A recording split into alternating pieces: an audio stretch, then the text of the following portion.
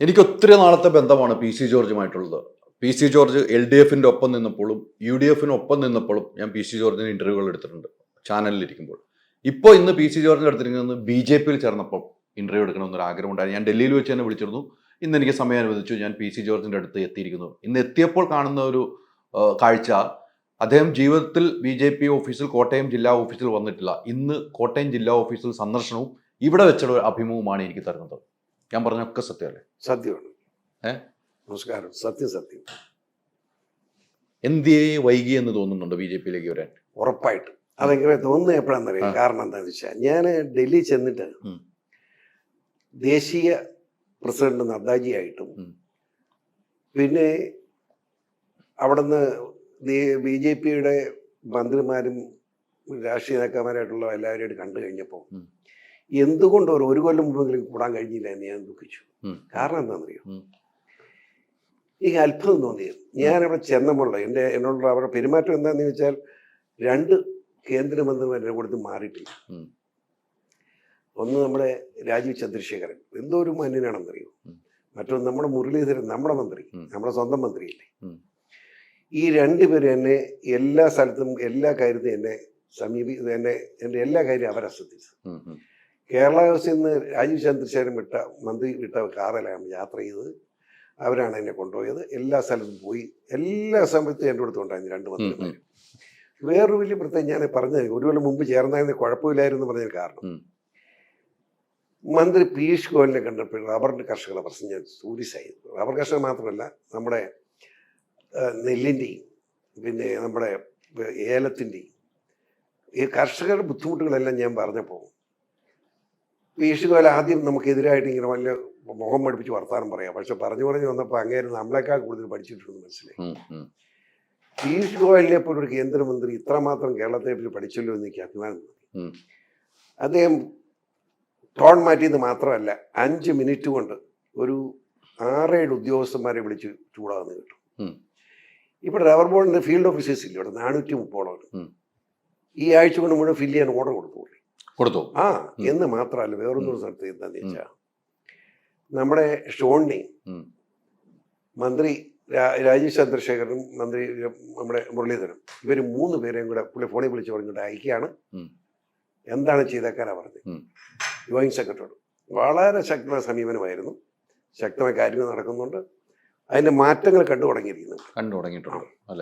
ഒരു സംശയം വേണ്ട, വലിയ മാറ്റങ്ങൾക്ക് ഈ നാട് പാത്രിപൂർവ്വം ഉണ്ടാവും. പിന്നെ അത് തന്നെയല്ല, ലോക സാമ്പത്തിക രംഗത്തെ 3ാമത്തെ രാഷ്ട്രമാക്കി ഭാരതത്തെ മാറ്റിയെടുത്തവരാണ് നരേന്ദ്രമോദിജി എന്ന പ്രധാനമന്ത്രി. അങ്ങയുടെ നേതൃത്വത്തിൽ ഇനി കേരളം രക്ഷിക്കാൻ നോക്കുകയില്ലെങ്കിൽ അദ്ദേഹത്തെ ചീത്ത പറഞ്ഞുകൊണ്ട് LDF UDF നടക്കുക എന്ത് കിട്ടാനാ? വല്ലതും കിട്ടാനുണ്ടോ? 4 ലക്ഷം കോടി രൂപ കടവാക്കിയിട്ട് പിണറായിയും മക്കളും എല്ലാം കൂടെ മൂട്ടിച്ച് മുടുക്കിയില്ലേ കേരളം. വല്ല രക്ഷയുണ്ടോ നമുക്ക്? 10-60 വണ്ടിയുടെ ആകുമ്പോഴേ പിണറായി വിജയൻ ഇങ്ങനെ അങ്ങോട്ടും ഇങ്ങോട്ടും യാത്ര ചെയ്യുന്നു. എന്ത് കിട്ടും നമുക്ക്? എത്ര ആത്മഹത്യയായി. നമ്മുടെ ചെറുപ്പക്കാർ മുഴുവൻ നാട് വിട്ടു പോവല്ലേ. നമ്മുടെ കർഷകരും ആത്മഹത്യ ചെയ്യുന്നു, ചെറുകിട കച്ചവടക്കാർ ആത്മഹത്യ ചെയ്യുന്നു. ഇതെല്ലാം തരിപ്പണമായ ഒരു സ്റ്റേറ്റാണ് നമ്മുടെ. ഇതിനെ രക്ഷിക്കാൻ ആരാ ഉണ്ടായി? ഒറ്റ മാർഗമുള്ളൂ, ബി ജെ പിയും അതോടൊപ്പം നരേന്ദ്രമോദിജിയും. 100% അദ്ദേഹത്തിൻ്റെ പുറകെ കൂടി അദ്ദേഹത്തെ കൊണ്ട് ഈ നാടിൻ്റെ ഉത്തരവാദിത്തം ഏറ്റെടുപ്പിക്കുക എന്നാണ് നമുക്ക് ചെയ്യാൻ കഴിയുന്നത് ഏറ്റവും വലിയ കാര്യം. അത് ചെയ്യും. കേരളത്തെ രക്ഷിക്കാമെന്ന് ഞാൻ നോക്കട്ടെ. കേരളം രക്ഷപ്പെടുമെന്ന് മാത്രമല്ല, ഇത് ഈ കേരളത്തെ പറയുന്നത് തന്നെ വലിയ ഭൂമിയാന്നൊക്കെയാണ് പറയുന്നത്. എന്നാ സ്വർഗമാണെന്ന്, ഭൂമിയിലെ സ്വർഗം എന്ന്. എവിടെ സ്വർഗം? ഇവിടെ സ്വർഗത്തല്ല, ഭൂമിയിലെ നരകമായി ഇപ്പം കേരളം.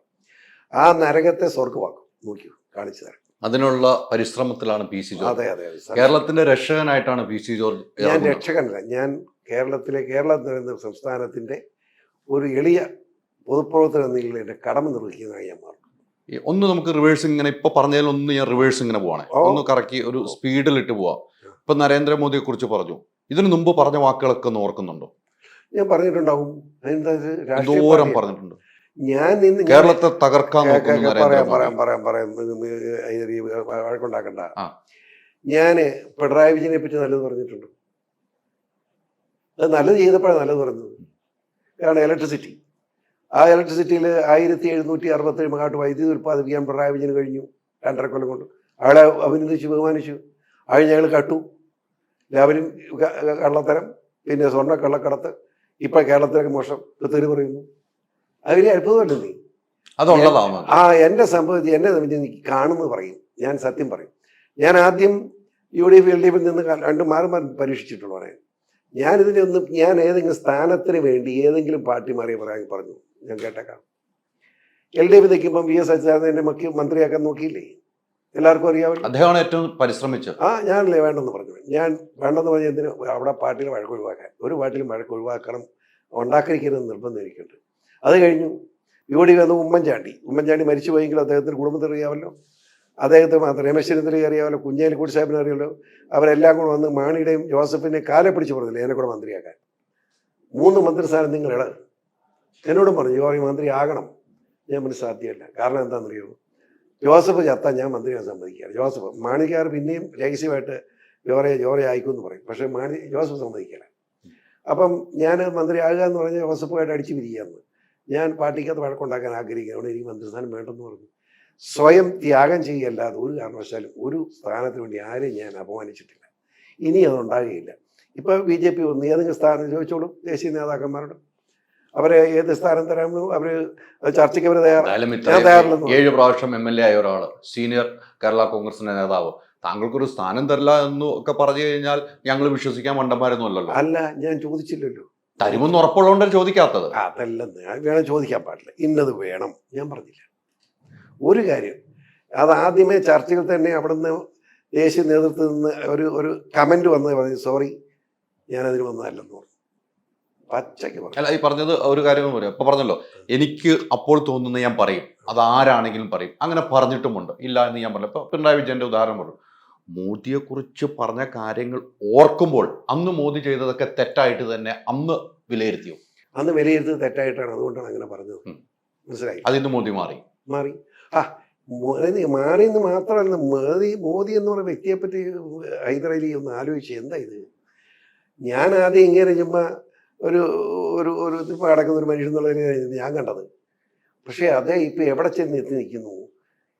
നിങ്ങൾ അറിയണം, ലോക ജനതയുടെ മുമ്പിൽ ഒന്നാമത്തെ രാഷ്ട്രീയ നേതാവായിട്ട് ജനം 7 ചാനലോ 7 പത്രങ്ങളും കൂടി നടത്തിയ വലിയ കാലപ്പോളി സർവേ പോലും 1-ാം സ്ഥാനം ലോകരാഷ്ട്രങ്ങളിൽ മോദിജിക്കാണ്. ആ മനുഷ്യൻ മോശം എന്ന് പറഞ്ഞാൽ എങ്ങനെ നോക്കുന്നത്? അത് തന്നെയാണോ? പട്ടിണിയില്ലാത്ത നാടാക്കി മാറ്റിക്കൊണ്ടിരിക്കില്ലേ ഇന്ത്യ മഹാരാജ്യത്തെ? ഇന്ന് എവിടെ പോയി നിൽക്കുന്ന ഇന്ത്യയുടെ രാഷ്ട്രീയ സാമൂഹിക പരിസ്ഥിതി മുഴുവൻ മാറ്റിമറിച്ചില്ല അദ്ദേഹം രാമക്ഷേത്രം പണിന്നുള്ള കുറ്റം. എന്ത് ന്യായമുണ്ട്? പറയുന്നൊരു ന്യായം വേണ്ടേ? ബാബരി മസ്ജിദ് തകർത്തു. ആരാ തകർത്തേ? ബാബർ എന്തിനാ അവിടെ അമ്പലത്തിനകത്ത് കെട്ടി പള്ളിയാക്കിയത്? എന്ത് ചരിത്രമാണ് PC പറയുന്നത്? ചരിത്രം സത്യമായിട്ട് പറയണ്ടേ? സുപ്രീം കോടതി പറഞ്ഞത് ഞാൻ ഈ പറയുന്നത്, അല്ല ഞാൻ വേറെ ആരും പറഞ്ഞ് ഞാൻ പറയാറ്. അതില് ഈ സുപ്രീം കോടതി പറഞ്ഞത് അതുകൊണ്ടാണ് പറഞ്ഞു. മോദി പറയുന്ന അഭിപ്രായം ഒന്ന് ആലോചിക്കണം. അവിടെ ക്ഷേത്രം പണിത് അത് അവിടെ അന്തസ്സായി. അതോടൊപ്പം അവിടെ മോസ്ക് പണിയാണ് നടപടി സ്വീകരിച്ചിരിക്കുക. അതല്ലാതെ അദ്ദേഹത്തിന് മതേതര സ്വഭാവത്തിനൊരു തെളിവില്ലേ അത് അവിടെ മോസ്ക് പണിയാൻ? അവിടെ ചില മുസ്ലിം തീവ്രവാദികൾ, അത് പോപ്പുലർ ഫ്രണ്ട് പോലുള്ള തീവ്രവാദികളുണ്ട്. അവരല്ലാത്ത മുസ്ലിം സമൂഹവും മോദിക്ക് പിന്തുണ പ്രഖ്യാപിച്ചിരിക്കുകയാണ്. മതേതരത്വത്തിൻ്റെ മഹത്വം അദ്ദേഹം കാണിച്ചു കൊടുക്കുകയല്ലേ? അതിനെപ്പറ്റി അവിടെ പള്ളി പണി അനുവദിക്കണോ? അതാണ് ഞാൻ പറഞ്ഞത്. അപ്പം കോടതിയെയും നിയമ സംവിധാനത്തെയും ബഹുമാനിക്കുന്ന ഒരു പ്രധാനമന്ത്രി നമുക്കുണ്ടെന്നുള്ളതാണ് അഭിമാനകരമായ കാര്യം എന്ന് എൻ്റെ അഭിപ്രായം. അതാണ് അഭിപ്രായം. ഈ പറഞ്ഞതുപോലെ പല കാര്യങ്ങളും എതിർത്തും പല കാര്യങ്ങൾ വിമർശിച്ചു നിൽക്കുന്ന ഒരാളാണ് PC ജോർജ്. ഒരു മാറ്റവുമില്ല. എനിക്ക് പേഴ്സണലി അറിയാവുന്നതുകൊണ്ട് പല കാര്യങ്ങളും എതിർക്കുന്നുണ്ട്. എവിടെയാണ് വീഴ്ച സംഭവിച്ചതെന്ന് എന്തെങ്കിലും ചിന്തിച്ചിട്ടുണ്ടോ? വീഴ്ച പറ്റിയിട്ടില്ല. അത് ഇതിൽ അറിയണ്ട. എനിക്ക് വീഴ്ചയില്ല. കാരണം എന്താണെന്ന് വെച്ചാൽ ഞാൻ അന്നത്തെ ഒരു കാഴ്ചപ്പാടിൽ ഞാൻ മുന്നോട്ട് പോകുന്നു. എൻ്റെ പ്രവർത്തനം, ആ പൊതുപ്രവർത്തനത്തിനകത്ത് ഞാൻ ആരുടെയെങ്കിലും ഏതെങ്കിലും സ്ഥാനം മേടിക്കാനോ ഏതെങ്കിലും സാമ്പത്തിക ലാഭത്തിനു വേണ്ടി ഒരു തീരുമാനം എടുത്തിട്ടില്ല. ആ എടുക്കുന്ന തീരുമാനം എൻ്റെ മനസ്സാക്ഷി ശരി എന്നതിന് കണ്ടുകൊണ്ട് മാത്രം അതിനെടുത്ത് പോയി. ഞാൻ എത്രയോ ഉപദ്രവിച്ചിട്ടുണ്ട്. പല ഭരണാധികാരികളും ഞാൻ ഉപദ്രവിച്ചു. ഞാൻ ഒന്നും ചെയ്യുന്നില്ലല്ലോ, ദൈവം കൊടുത്തോളും. പക്ഷെ അതാ അവസ്ഥ. ഞാൻ ഒരുത്തൻ്റെ മുഖത്ത് നോക്കി പ്രാഗിയാലാവും പോക്കാം, യാതൊരു സംശയം വേണ്ട. കാരണം എൻ്റെ മനസ്സ് അത്ര ശുദ്ധമാണ്. അങ്ങനെ പ്രാകാരമുണ്ടല്ലേ? പ്രാകാറുണ്ട്. ചില ആളുകളെ പ്രായിട്ടുണ്ടോ കൊണ്ടാ പറഞ്ഞു. അത് അനുഭവിച്ചുകൊണ്ടിരിക്കുക ജനത്തിനെല്ലാം അറിയാം. അത് ഏതാണ്ട് ചാനൽ ചർച്ച പറയുന്നത് ശരിയില്ലല്ലോ. അല്ല അത് ആരാണെന്നൊക്കെ പറയുന്നത് കുഴപ്പമില്ല. അറിയാതെ. അറിയാനുണ്ടല്ലേ, എങ്കിലും അറിയാത്തവർക്ക് അറിയുന്നത് നല്ലതല്ലേ. വേണ്ട, ആ പ്രാക്ക് പലിക്കുന്ന പറയുമ്പോൾ നമുക്ക് അവന്മാരെ അടുത്തേക്ക് ആ APMമാരെ പറ്റി നീ ജനം അറിയണ്ട. അതുകൊണ്ട് അത്രയ്ക്ക് മോശമാണ് അത്ര മോശം അല്ലേ, അത്രയ്ക്ക് മോശമുള്ളവരാണ്. പണ്ട് പാർട്ടി ഓഫീസിൽ കയറി ഇറങ്ങി അല്ല നമ്മുടെ ജില്ലാ പ്രസിഡന്റുമാരുടെ പുറകിലായിരുന്നു BJP നടന്നതെന്നാണ് പറഞ്ഞിരുന്നത്. BJPയിലേക്ക് വരൂ എന്ന് പറഞ്ഞു ഒരു വാർത്താ സമ്മേളനത്തിൽ പറഞ്ഞാണ്. എന്ന് ഒരു വാർത്താ സമ്മേളനത്തിൽ PC പറഞ്ഞല്ലോ. എത്ര കൊല്ലം മുമ്പ്? ഈ മോദി സർക്കാരിന്റെ സമയത്ത് കഴിഞ്ഞ തവണ 10 കൊല്ലമായി നീ മോദി സർക്കാർ BJPയിൽ വിളിച്ചുകൊണ്ടിരിക്കുകയായിരുന്നു. ആ BJP വിളിച്ചു പറയാം. ആ. 2013 നമ്മുടെ ഈ നമ്മുടെ ഇദ്ദേഹത്തിന്റെ ഈ പ്രതിമ സ്ഥാപനമായിട്ടുള്ള ബന്ധപ്പെട്ടുള്ള BJP സംഘടിപ്പിച്ച പ്രോഗ്രാം ഉദ്ഘാടനം കോട്ടയത്ത് ചെയ്യാനായിരുന്നു. അന്ന് ഈ ബനിയൻ വിൽക്കുന്നുണ്ട്, സൗജന്യമായിട്ട് അവർ കൊടുത്ത്. ഞാനത് റിലീസ് ചെയ്ത് ബനിയൻ. അത് മോദിയുടെ പടമായിരുന്നു. അന്ന് വലിയ വാർത്തയായിരുന്നു. ഞാൻ വളരെ സന്തോഷത്തോടെ ഞാൻ പറയുകയും ചെയ്തല്ലോ. അന്ന് തൊട്ടൊരു ചായ ഉണ്ടായിരുന്നു. അന്ന് തൊട്ട് മോദിയുടെ പ്രവർത്തനം നല്ലതായി എന്ന് തോന്നിയ നിമിഷം മുതൽ അദ്ദേഹത്തോട് ബഹുമാനം. അത് കുറെ ആയില്ലേ ഇപ്പൊ തോന്നിയിട്ട്? ഒരു കുറച്ചുകൂടായി. കഴിഞ്ഞ ഇലക്ഷന് BJPക്ക് ഒന്ന് പിന്താങ്ങാമായിരുന്നു എന്ന് തോന്നിയോ? ഞാൻ അതും തോന്നില്ല. എനിക്ക് അവർ പിന്താങ്ങിയില്ലാത്തതുകൊണ്ട് എനിക്ക് നട്ടമൊന്നും വന്നില്ലല്ലോ. അവർ പിന്താങ്ങിയാൽ അവർക്ക് BJPയുടെ സ്ഥാനാർത്ഥി കിട്ടിയ 3000 താഴെ വോട്ടാ. ഇനിയിപ്പം പിന്താങ്ങിയാലും കുഴപ്പമൊന്നും അത്ര വോട്ടുള്ളൂ BJPക്ക് അല്ല. BJPയുടെ ആത്മാനുഭാവമുള്ള എനിക്ക് വോട്ട് ചെയ്യുന്ന ഉറപ്പല്ലേ, സംശയമില്ല. അതുകൊണ്ടാണ് ആ സ്ഥാനാർത്ഥിക്ക് 3000 വോട്ട് എന്ന് പറയുന്നത് അല്ലേ. പത്തനംതിട്ടയിലാണോ ലക്ഷ്യം? എനിക്കോ അങ്ങനെ ലക്ഷ്യമേ ഇല്ല. പത്തനംതിട്ടയിൽ നിൽക്കാൻ പാർട്ടി പറഞ്ഞാൽ നിൽക്കും, വിജയിക്കും എന്ന് ഉറപ്പ് 100%. വിജയിക്കും. എന്താ വിഷയം? അതെങ്ങനെയാണ് PC വോട്ട് കൂട്ടി നോക്കുമ്പോൾ എങ്ങനെയാണ് PC അവിടെ ജയിക്കാൻ സാധ്യത? ഞാൻ മറ്റൊരു ഉദാഹരണം പറയാം. കഴിഞ്ഞ പാർലമെന്റ് തെരഞ്ഞെടുപ്പിൽ ജയിച്ച കോൺഗ്രസ് സ്ഥാനാർത്ഥിയേക്കാൾ 68,000 വോട്ടിന് താഴെയാണ് തോറ്റ സുരേന്ദ്രൻ. 68,000 കിട്ടിയോ? ഇടയ്ക്ക് CPM ഉണ്ട്, അത് വേറെ കാര്യം. ഇടയ്ക്ക് CPM ഉള്ള CPMന് കിട്ടാവുന്ന മാക്സിമം വോട്ടാന്ന് കിട്ടി. ഇനി CPM കുറയല്ല കൂടുതലാണ്. അപ്പോൾ ഈ 68,000-ൽ നിന്ന് ഒരു 35,000 വോട്ട് ഇങ്ങോട്ട് വിളിച്ചാൽ സുരേന്ദ്രന് പോയായിരുന്നെങ്കിൽ സുരേന്ദ്രൻ MP ആയിരുന്നു. അത് ഞാനാണെങ്കിൽ 1 ലക്ഷം വോട്ട് ഞാൻ തിരിച്ചോളാം, പേടിക്കണ്ട, ധൈര്യമായിട്ട്. അത്ര ഉറപ്പാണ്? ഒരു സംശയം എന്താ, എല്ലാവർക്കും അറിയാമല്ലോ. ഇനി ഇലക്ഷന് നിർത്തി പരാജയപ്പെട്ടു, ഗവർണർ ആകാൻ വല്ല താല്പര്യമുണ്ടോ? എനിക്ക് പറ്റിയല്ല. അതെന്നാന്ന് വെച്ചാൽ ഗവർണറായി എനിക്ക് പറ്റിയല്ല പറയാൻ. ചുമ്മാ എങ്ങനെയാണെന്ന് വെച്ചാൽ ഒരു വലിയ ബ്രഹ്മാണ്ഡമായി കെട്ടിടം ഒറ്റ ചുമ്മാ വായും പിടിച്ച് കുത്തിയിരിക്കുക. എന്നെ കൊണ്ട് പറ്റിയല്ല, ഒരിക്കലും സാധ്യമല്ല. ഒരു കാര്യമില്ല. എന്ത് ഗവർണർ സ്ഥാനം എന്ന് പറയുന്നത് ഒരു ഭരണഘടനാപരമായതുകൊണ്ട് ഇരുന്നോട്ടെ എന്നുള്ളൂ, ഇല്ല വേണ്ടെന്ന് പറയണമെന്നുള്ള അഭിപ്രായക്കാരുടെ. അതല്ലേ, ഓരോ സ്റ്റേറ്റ്, UP ഒരു വലിയ സ്റ്റേറ്റില്ലേ, അവിടെ ഇപ്പം എല്ലാം പ്രസിഡന്റ് നോക്കാൻ പറ്റില്ല. അപ്പം അങ്ങനെ വരുമ്പം ഒരു സംവിധാനം എന്തെങ്കിലും ഗവർണർ പോട്ടെന്നേ അതേ പറ്റുള്ളൂ. ഇനിയിപ്പോൾ അത് മാറ്റാൻ പോയി അതിൽ കൂടുതൽ പ്രശ്നമാകും, ഗുണമില്ല, ആവശ്യമില്ലെന്ന് എൻ്റെ പ്രാധാന്യം. ഗവർണർ എന്ന് പറയുന്ന ഒരു അത്യാവശ്യമുള്ള കക്ഷി, ഒരു വസ്തുവല്ല എന്ന് വിചാരിച്ച് കേരളത്തിലെ പോലെ ഒരു ഗവർണറെ അപമാനിക്കുന്നതും ശരിയല്ല. അദ്ദേഹം ചെയ്യുന്നതും ശരിയല്ല. അദ്ദേഹം ചെയ്യുന്നത് ശരിയാകുന്നത് എവിടെയാണ്? അദ്ദേഹം ഒരു ഗവർണർ തെരുവിൽ ഇറങ്ങി കസേര ഇട്ടിരിക്കും. എനിക്ക് ഏറ്റവും ഇഷ്ടപ്പെട്ടു ഒരു ഗവർണർക്ക് അതും ചെയ്യാൻ കഴിയും. PC ജോർജിന് ചീമട്ട എറിഞ്ഞിട്ടുണ്ടല്ലോ ഇല്ലേ? അത് PC ജോർജ് വണ്ടി പോകുമ്പോ ചീമട്ട തൊഴിൽ എറിഞ്ഞിട്ടുണ്ട്. PC ജോർജ് നാട് റോട്ടിൽ ഇറങ്ങിയോ? ഇറങ്ങി, മാറി നിന്നിട്ട് ഇറങ്ങി. അത് ചീമട്ട എറിഞ്ഞപ്പോഴാണ്, ഗ്ലാസിൽ വന്ന് വീണപ്പോഴാണ് PC ജോർജ് ഇറങ്ങി. ഇത് എവിടെയോ നിന്ന് കരികോടി കാണിച്ചു അവിടെ. അല്ലല്ല, ഈ ഗവർണറുടെ കാറിട്ടൊക്കെ അടിക്കാന്ന് പറഞ്ഞാൽ മര്യാദയല്ലേ നീ? അത് അതിൽ മനസ്സിലാക്കണം. പിണറായി വിജയന്റെ നേരിട്ടുള്ള നിർദ്ദേശത്തിന്റെ അടിസ്ഥാനത്തിൽ ഒരു പറ്റും കുട്ടിക്കുരങ്ങന്മാർ ചെയ്യുന്നതാണ്. അതിന് ഇതെല്ലാം മരുന്നില്ല, അതുകൊണ്ട് അതിനെ അനുകൂലിക്കുക. അല്ലെങ്കിൽ ഗവർണർ റോഡ് ഇറങ്ങിയിരിക്കുന്നത് എനിക്കിഷ്ടമല്ല. പക്ഷെ അങ്ങനെ ഇറങ്ങിയിരുന്നപ്പോൾ പ്രശ്നത്തിന് പരിഹാരം ഉണ്ടായി. അവർക്ക് അകത്ത് പോയി, അവർക്ക് അകത്ത് പോകേണ്ടി വന്നു. ഗവർണറുകളുടെ പ്രത്യേക അധികാരമുണ്ട്. ആ അധികാരപ്രകാരമുള്ള സെക്ഷൻ 24 അനുസരിച്ച് കേസെടുത്തു. ജാമ്യം കിട്ടിയില്ല. മര്യാദ പിടിച്ചു. ഒരു പെണ്ണ് കിടന്ന് കരയുന്നില്ല, അയ്യോ എന്നും പറഞ്ഞ് വീട്ടിൽ പോലും പറയാതെ വന്ന് ഈ സഹാക്കന്മാരുടെ കുളത്തരത്തിൽ പോയി കൊടുത്തതാണ്. കരഞ്ഞിട്ട് കാര്യം വല്ലതും ഉണ്ടോ? അപ്പം ഇത് ഇങ്ങനെ ഉണ്ട് എന്ന് ജനങ്ങൾ അറിയണമെങ്കിൽ ഇങ്ങനെ നടപടി വേണം. അതുകൊണ്ട് ആരിഫ് മുഹമ്മദ് ഖാനെ കുറ്റം പറഞ്ഞിട്ട് കാര്യമില്ല. അയാൾ RSS പ്രവർത്തകനാണ്, അയാളങ്ങനെ കൂടുന്നവനല്ല. അതാണ് അതിൻ്റെ സംഭവം. സ്വഭാവ വ്യത്യാസമല്ലേ? എത്രയോ പാർട്ടിയിൽ മാറി മാറി പോയതാണല്ലോ. അയാൾ എപ്പോഴും RSS ആണ്. അല്ല, പാർട്ടികൾ മാറി മാറി വന്നിട്ട് RSS കാരനാണ്. അല്ല, ആദ്യമേ അയാൾ RSSന്റെ ചെറുപ്പം പോലുള്ള RSS കാരനാണ് അയാൾ. പിന്നെ RJD അതുങ്ങൾ പാർട്ടിയിലേക്ക് നിന്നിരുന്നു. പക്ഷേ അവസാനം അയാൾ മന്ത്രിയായി. അത് കഴിഞ്ഞ് പിന്നെ ഇങ്ങനെ വന്നിട്ടുള്ളത്. പക്ക RSSകാരൻ തന്നെയാണ്. അതെ, പക്ക RS. ആ RSSന്റെ ഗുണമൊക്കെ ഇവിടെ കാണിക്കും. അതെ, MP എന്ന് അല്ല ഇദ്ദേഹം അങ്ങനെ പേടിച്ചോടുകയെന്ന് ഞാൻ പറയാം. ഏത് പേടിച്ചോടില്ല. ഓടില്ല. അതാണ് പറഞ്ഞത്, RSSന്റെ കഴിവ് ഇവിടെ കാണിക്കും. ഒരു ഉദാഹരണം, ഈ RS ഇതുപോലെ പ്രവർത്തിക്കുക. കേരളത്തിന് ചരിത്രം ഒന്ന് ചോദിക്കുക. ഈ സഹാക്കന്മാരുടെ അവിടെ എത്ര വലുതാണ്. ആ ചന്ദ്രശേഖരനെ 52 വിട്ട് കിട്ടിയത് പോട്ടെ, നമുക്കെല്ലാവർക്കും അറിയാം. രമ എത്ര പ്രാവശ്യം കരഞ്ഞുകൊണ്ട് പറഞ്ഞിട്ടുണ്ട്. 200ഓളം RS പ്രവർത്തകരെ ഈ പിണറായിയുടെ ഗുണ്ടകൾ വെട്ടിക്കൊണ്ടിട്ടുണ്ട്, അറിയുമോ? 200ഓളം RS പ്രവർത്തകരെ. തീർന്നില്ല. പിണറായിയുടെ ഏറ്റവും പിന്തുണ കൊടുക്കുന്ന പോപ്പുലർ ഫ്രണ്ട് SDP, അവന്മാരുടെ ഗുണ്ടായുസം കൊണ്ട് 26 RSകാർ മരിച്ചിട്ടുണ്ട് കേരളത്തിൽ. ഒന്ന് ആലോചിച്ച്. എന്നിട്ട് RSനെ തകർക്കാൻ പറ്റുമോ? RS ഇപ്പോൾ ശക്തമായിട്ട് പോവില്ലേ? കഴിഞ്ഞ ദിവസമല്ലേ 15 പോപ്പുലർ ഫ്രണ്ടുകാരോട് ഒരുമിച്ച് തൂക്കാൻ മരിച്ചത്. ഒരു പാവപ്പെട്ട നല്ലവനായ നാട്ടിലെ ജനകീയനായ ഒരു RS നേതാവിനെയാണ് ഉമ്മാൻ വെട്ടിക്കുന്ന ഒരു കില. ആ ഭാര്യയുടെ കുഞ്ഞിൻ്റെ അമ്മയുടെ മുന്നെ വെച്ച്. നികൃഷ്ടന്മാരാണെന്ന് ഇവന്മാർ. ഒരു സംശയം, പിണറായി നികൃഷ്ടനാണ്. BJPയിലേക്ക് ചേക്കേറിയപ്പോൾ RSSും BJP ആയിട്ടുള്ള ആത്മബന്ധം എങ്ങനെയെന്ന് പഠിച്ചിരുന്നു? എനിക്ക് അത് ഞാൻ പറയാം, ആത്മബന്ധം അത് പഠിക്കാറായില്ലല്ലോ. അത് BJP രാഷ്ട്രീയ പാർട്ടിയാണ്. RSS എന്ന് പറഞ്ഞ സ്വയംസേവാ സംഘമാണ്. അവർ ഇങ്ങനെ എല്ലാ കാര്യത്തിലും രാഷ്ട്രീയ കാര്യത്തിലും ഇടപെടാറില്ല. പക്ഷേ BJPയുടെ നേതാക്കന്മാർ സെറ്റായ നിലയിൽ പോകുന്നുണ്ടെങ്കിൽ നിയന്ത്രിക്കാൻ അവർ മടിക്കുകയില്ല. ഞാൻ അവരെയൊക്കെ ടീക്കാനുള്ള എൻ്റെ അഭിപ്രായം അതാണ്. മോശമല്ല, അവർ നന്നായി വരട്ടെ. അപ്പോൾ PC ജോർജിന്റെ മുകളിലൊക്കെ RSSനൊരു നോട്ടവും കൈയും ഉണ്ടാവും. എല്ലാവരുടെയും നോട്ടം കൈ എന്ന നില വേണമെന്ന് ഞാൻ പറയുന്നത്. അല്ലെ ഞാൻ നന്നാകണ്ടേ, തെറ്റാകാൻ പാടില്ല. നന്നായി പോകണമെങ്കിൽ എല്ലാവരും അരി ഉൾപ്പെടെ എന്നെ നോക്കിക്കോണമെന്ന് ഞാൻ പറയുന്നത്. അല്ല, PC ജോർജിനെ പണ്ട് പറയണ്ട്, എന്തിനാ അപ്പ എന്നെ തന്നെ ഞാൻ എത്ര നന്നായി നന്നാവില്ല എന്ന് പറയണ പോലെയാണ്.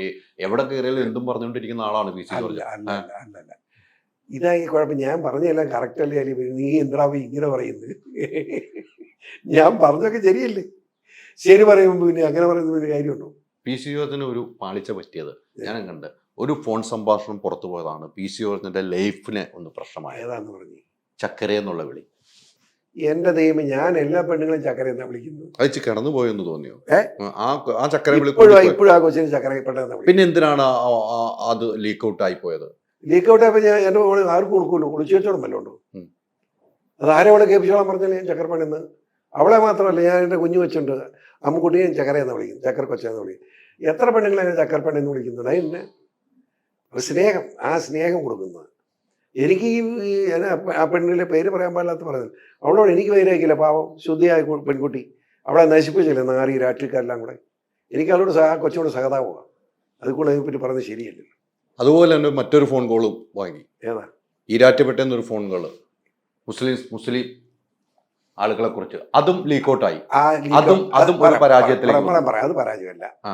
ആ ഫോൺ കോൾ എന്റേതല്ല, എന്റെ ശബ്ദം ഇമിറ്റേറ്റ് ചെയ്തതാണ്. ആ PC ജോർജ് വാദിച്ചിട്ടില്ലോ ഇതുവരെ? വാദിച്ച് ജയിക്കാൻ നോക്കിയിട്ടില്ലോ? എന്റെ എല്ലാ ശബ്ദവും മാപ്പ് വരെ പറഞ്ഞു നോക്കി. അങ്ങനൊന്നും പറയണ്ട. ഞാനത് വളരെ വ്യക്തമായിട്ട് എന്റേതല്ലെന്ന് ഞാൻ പറഞ്ഞു. എന്റെ നാട്ടിലുള്ള ആളുകൾക്കല്ല എന്റേതല്ലെന്ന് ബോധ്യമുണ്ട്. അത് മതി എനിക്ക്. എല്ലാവരും ബോധ്യപ്പെടുത്തി എനിക്ക് എന്നാ കിട്ടാനേ?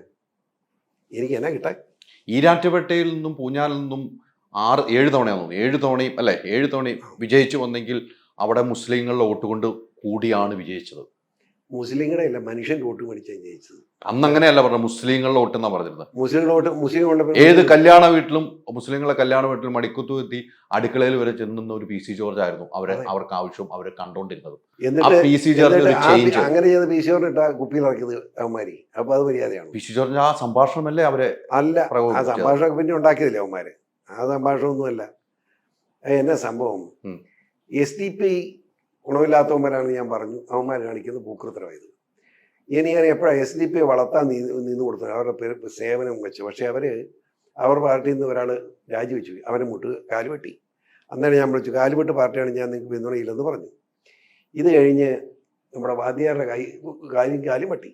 അന്നേരം ഞാൻ വിളിച്ചു, ഇത് മോശം പരിപാടിയാണ് നിങ്ങൾ ചെയ്യുന്നത്, നിങ്ങളെ സപ്പോർട്ട് ചെയ്യാൻ പറ്റാത്തവരെന്ന് ഞാൻ പറഞ്ഞു. ഏറ്റവും അവസാനം നമ്മുടെ മഹാരാജ് കോളേജിൽ SFIയുടെ യൂണിറ്റ് പ്രസിഡന്റ് ആയിരുന്ന അഭിമന്യു എന്ന് പറയുന്ന ഒരു പട്ടികജാതിക്കാരൻ കൊച്ചൻ, വളരെ മിടുക്കനും മാന്യനും. അവനെ നമ്മുടെ എറണാകുളത്ത് 22ഓളം BJP ഈ SDP നേതാക്കന്മാരെ എന്ന് വെട്ടിക്കൊന്നു. മനസ്സാക്ഷിയുണ്ടോ അവന്മാർക്ക്? അവൻ്റെ തെറ്റെന്ന് അവനിങ്ങനെ SFIക്കാരനായി പ്രവർത്തി നടത്തുന്നതുകൊണ്ട് ഇവന്മാരുടെ വിദ്യാർത്ഥികളെ ഇപ്പോൾ വളർച്ചയില്ലെന്ന് അതുകൊണ്ട് അവനെ കൊന്നിച്ച് പോപ്പുലറിനെ വളർത്താൻ അന്ന് ഞാൻ പത്രസമ്മേളനം നടത്തി പിരിഞ്ഞ പിന്നെ ഇവന്മാരുടെ ഒരു സ്നേഹമില്ല. അതാണ് പേട്ടയിലുണ്ടായത്, അതല്ലാതെ വേറൊന്നുമല്ല. വേറൊന്നും പേട്ടയിൽ ഉണ്ടായിട്ടില്ല.